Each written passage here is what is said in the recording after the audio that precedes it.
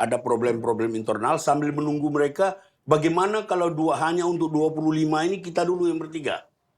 Tapi harus ada komitmen bahwa PDIP menunggu bersama kita di paripurna. Pimpinan tidak terima. Mereka mengatakan kita bersama-sama. Problem internal itu apaan sih, Bang? Iya, kita memahaminya begitu. Begini. Waktu saya menerima demonstran yang ada di depan gerbang gedung DPR itu perintah siapa? Ya, jadi begini. Sebentar dulu, Bang. Kami memahaminya karena sampai sekarang belum ada kebersamaan yang konkret. Kalau kita bertiga kan sudah rapat berulang. Ya, makanya aku jelaskan. Kita anggap itu bagian dari dinamika internal dan itu biasa saja. Betul. Ada keraguan dari Nasdem terhadap ada keraguan. Dinamika internal partai besar dan itu biasa saja. Ya, dan oleh aku karena jelaskan itu di sini kita menunggu bahwa tidak mungkin saya keluar dari dalam gedung DPR menemui mereka yang demonstrasi lalu mengajak perwakilannya rapat dalam ruang fraksi kita kalau tidak atas perintah fraksi. Clear? PKB keluar, PKS keluar, ngajak masuk? Tidak. Kita tidak cuma keluar, kita keluar, ayo kita bicara di dalam. Nasdem keluar tidak waktu itu? Di ruang mana? Di ruang fraksi. Bukan di ruang Adiana Pitupulu. Bukan di ruang orang per orang, di ruang fraksi. Jadi seharusnya tidak perlu diragukan? Udahlah. Ya, jadi kalau tidak perlu diragukan, memang rakyat harus sabar menunggu. Ini momentum politik besar. Kami, kalau merujuk kepada pernyataan Adian, berarti kami tetap solid. Tinggal bagaimana mempersatukan kesulitan ini sampai di DPR. Itu butuh waktu. Jadi teman-teman harus sabar. Ada upaya-upaya untuk mempengaruhi supaya tidak berlanjut hak angket ini? Upaya mempengaruhi itu biasa saja. Itu oleh Golkar, oleh Gerindra? Tentu saja. Tapi itu kan tidak menggoyahkan kita. Bahkan sebaliknya bisa semakin meyakinkan kita. Cara pandang Pak Habib ini bisa semakin meyakinkan saya. Bukan malah menggoyahkan saya. Jadi ya itu biasa saja. Angket itu kebutuhan lah. Kalau Mbak Lulu lah yang ngomong ya, betul. interupsi kemarin. Salah satunya karena PDIP juga bicara. Saya kira kan begini ya, ketika kita berstatement bahwa hak angket itu penting, itu kan tidak berangkat dari ruang kosong. Kita itu didatengin ada begitu banyak perwakilan juga dari masyarakat sipil. Jadi di luar Mas Ganjar yang memang mengusung tentang hak angket, penting nih hak angket. Itu kan kemudian sudah ada di para guru besar, para profesor, bahkan teman-teman aktivis segala macam yang kemudian mereka juga menekan kita. Ini DPR nggak bisa diem. Oke. Gitu loh. Saya mau menunjukkan ada grafis bagaimana komposisi parlemen saat ini tanpa PKB dan Nasdem dan bagaimana kemungkinannya kalau memang nanti hak angket itu berjalan. Boleh dikeluarkan tidak? Kalau dari bicara komposisi sekarang, oke, ini peta kekuatan di DPR, 261 kursi, 167 kursi koalisi Anies, dan 147 kursi. Masih banyak itu dua digabung tuh kiri kanan. Kiri kanan digabung. Iya. Ini pasti kalah Bang Habib. Pasti kalah ini. Iya, tetap menang kalau hak angketnya. Oke, saya mau bicara soal koalisi ini. Kemungkinan perubahan seperti ini. Yang mau Bagaimana Nasdem? Ya apa yang nggak mungkin sih? Apalagi di politik kita persaudaraan, persahabatan, kekeluargaan. Termasuk kemungkinan Gerindra menyetujui hak angket juga ada. Itu agak nggak mungkin. Katanya begini, kalau tidak setuju kita diamkan lah. Katanya seperti itu. Tapi nggak apa-apa. Yang mau diangket itu apa sih?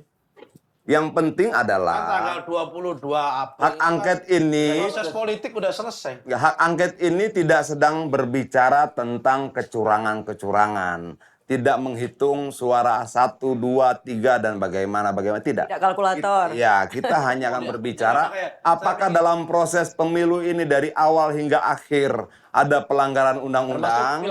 Apakah kemudian dari sebentar dulu. Masuk pileg nggak? Sebentar dulu. Bagaimana anggota DPR memanfaatkan fasilitas dari komisi untuk memenangkan paslon yang didukung? Artinya begini, apakah caleg-caleg ini penyelenggara negara? Eksekutif, kalau dia bukan eksekutif, dia bukan objek dari hak angket. Begitu Pak Habibur Rahman, artinya bahwa objek hak angket itu adalah DPR terhadap pemerintah. Penyelenggara negara, mereka Orangnya diberikan bukan mandat, eksekutif, mereka yang tapi barangnya dari eksekutif, dari mitra.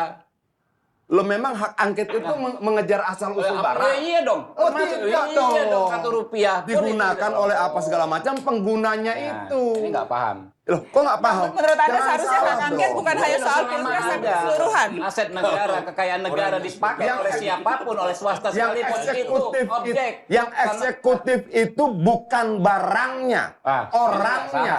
Eksekutif itu bukan hanya orang, termasuk barang. Tidak dong, mereka yang melaksanakan Mereka yang melaksanakan undang-undang yang Iya, dibuat oleh bertanggung jawab DPR. pengelolaan barang. Mereka yang menggunakan anggaran yang dibuat oleh DPR. Oh, udah. Oke. Itu manusia. Ini maksudnya Oke, aja. sebentar, Maksudnya sebentar. Gimana ceritanya? Bagaimana Bang Nusron? Sudahlah. Kok gini. eksekutif jadi barang?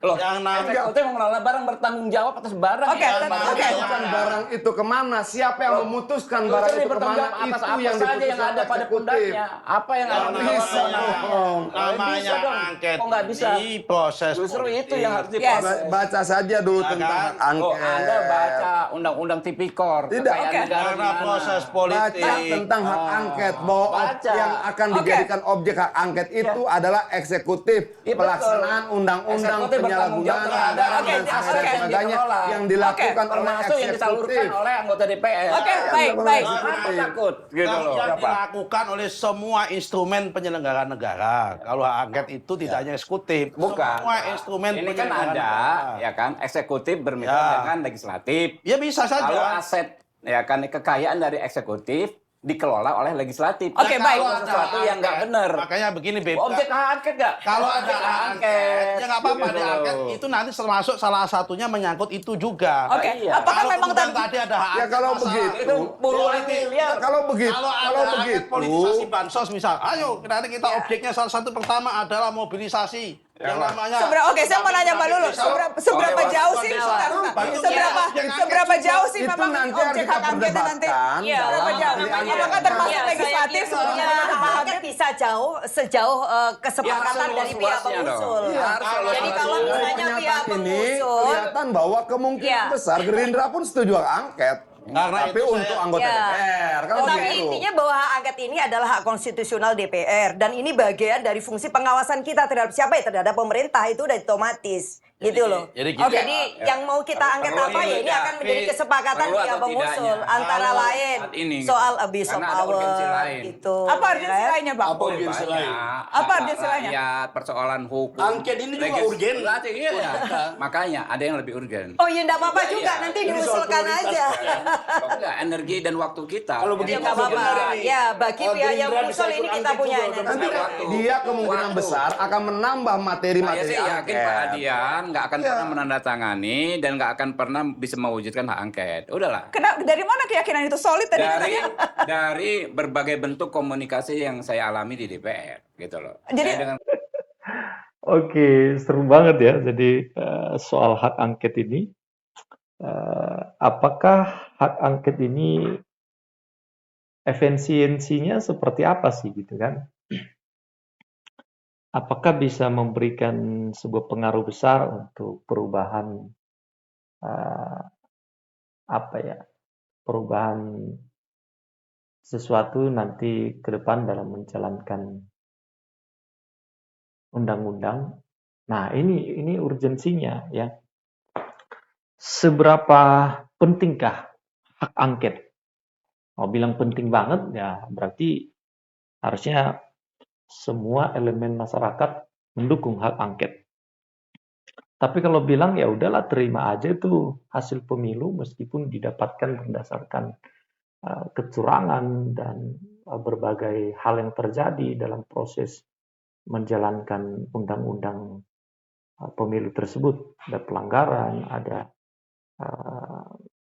pengarahan ya untuk memenangkan bakal atau calon presiden dan wakil presiden dari orang yang sedang berkuasa saat ini. Bagi saya hak angket itu penting supaya menjadi pembelajaran ke depan, jangan sampai terulang kecurangan ini. Jangan sampai terulang. Pemilu-pemilu yang akan datang itu harus murni berdasarkan pilihan rakyat dan bukan pengarahan, ya, bukan penggiringan dari oknum penguasa, ya. Nah, ini urgensinya di situ kalau saya lihat sih. Namun lagi-lagi, apakah hak angket ini dipastikan akan berlangsung atau tidak? Nah, kalau para penguasa saat ini bergerak untuk membatalkannya dengan berbagai macam cara, termasuk untuk mengintimidasi atau mungkin juga memberikan tawaran-tawaran tertentu, ya, untuk melemahkan ya supaya hak angket ini ya sudahlah, ya tidak usah dijalankan, karena dengan memberikan jabatan, memberikan posisi di pemerintahan, bisa jadi yang tadi berteriak-teriak hak angket itu berpikir ya sudahlah, ya kan, toh juga saya sudah dapat jabatan, saya sudah dapat pembagian jatah dan seterusnya. Nah, ini yang berbahaya. Jadi masyarakat Indonesia ini yang menjadi sasarannya ya, masyarakat kita. Nah, coba kita lihat bagaimana tanggapan dari netizen terkait dengan hak angket dan apa yang akan terjadi, apa yang diinginkan oleh masyarakat kita sih. Ya, di sini sudah ada Parki.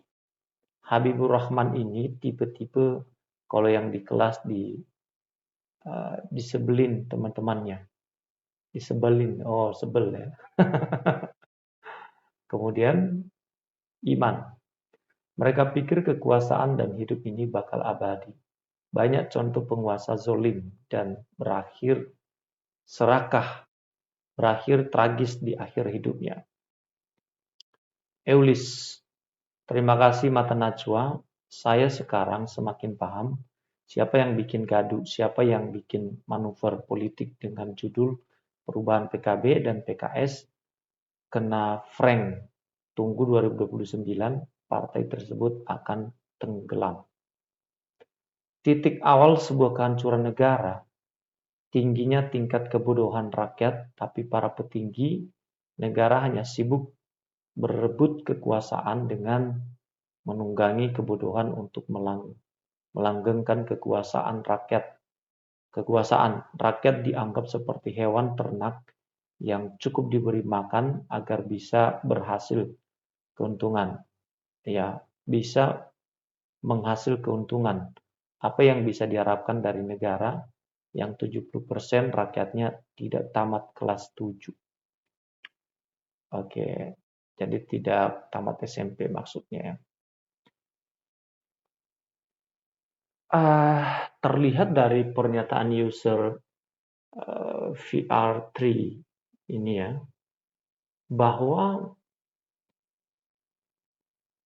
memang masyarakat kita menurut survei penelitian mengatakan bahwa 70%, ya kurang lebih, masyarakat pemilih saat ini adalah orang-orang yang kurang berpendidikan.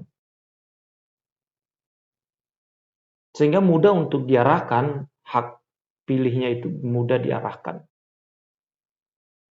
Hanya dengan joget-joget saja, hanya dengan bansos saja, mereka bisa merubah hak pilih mereka. Jadi mereka tidak tahu yang berkompetisi itu bukan orang yang betul-betul menunjukkan visi, bukan menunjukkan programnya ke depan apa yang akan dikerjakan dan dilaksanakan, tetapi lebih kepada lucunya apa gitu kan. Momen lucunya itu yang ditampilkan. Ini kan kerugian kita. Kita menghasilkan pemimpin yang tidak punya kapasitas, tidak punya kemampuan, tapi punya kelucuan. Ya, lihat saja bagaimana kampanye dari Prabowo Subianto. Kalau ada masalah, kalau ada yang rumit, jogetin aja katanya. Jadi itu yang ditampilkan, gimmick-gimmick gemoy. Kita nggak butuh gemoy menjadi pemimpin. Kita nggak butuh joget-joget. Lalu jadi presiden terus kerjaannya di istana itu joget-joget. Terus kerjaannya di istana itu makan doang. Sehingga semua para menterinya menjadi gemoy. Kan enggak. Apa yang diinginkan sih sebenarnya terhadap hal-hal yang ditawarkan oleh orang-orang yang mencari popularitas, mencari kekuasaan dengan cara menjual hal-hal yang bukan kebutuhan dari masyarakat.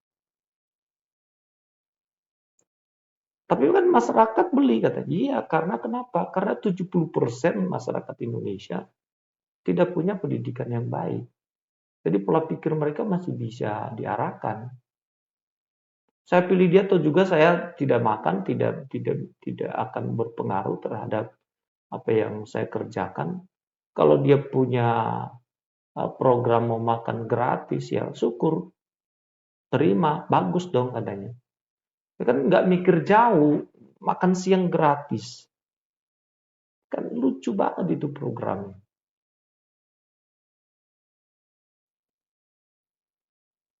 Apalagi ditawarkan tuh si Gibran jadi wakil presidennya. Ya, berkat kemampuan Jokowi untuk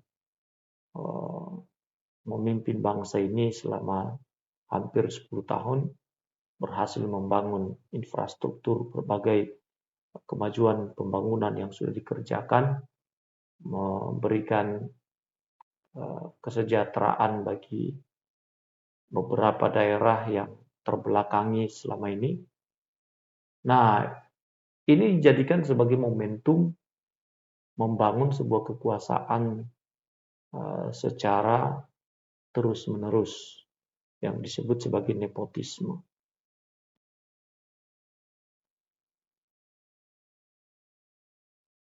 Ini sih bahaya menurut saya. Makanya kan diatur batas presiden itu menjabat 2 periode saja. Ya, supaya tidak terjadi nepotisme, kekuasaan yang berlebihan. Oke lah, sudah dikerjakan dengan baik.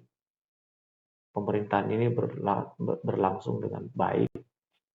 Tapi kan orang yang punya visi bukan hanya Pak Jokowi, yang punya kemampuan untuk membangun bangsa ini banyak. Ganjar bisa. Masih banyak yang lain. Kasihlah mereka kesempatan. Iya kan? Oke, silakan tulis komentar Anda di kolom yang tersedia di bawah ini.